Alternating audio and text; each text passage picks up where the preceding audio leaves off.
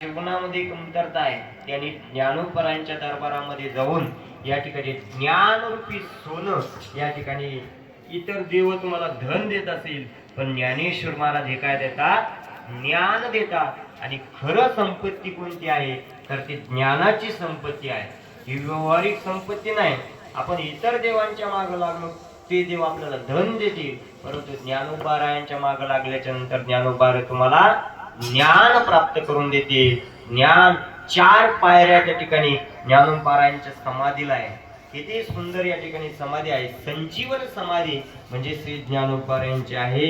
अशा या ज्ञानोबारायांच्या मंदिरात जाऊन आपण या ठिकाणी आपला साष्टांग नमस्कार या ठिकाणी श्री संतांची माथा चरणावरी साष्टांग हे करी दंडवत असं ज्ञानोबारायांचं या ठिकाणी सामर्थ्य आहे. खूप मोठं चरित्र आहे ज्ञानोबारायांचं. कितीही सांगितलं तर ते कमीच आहे.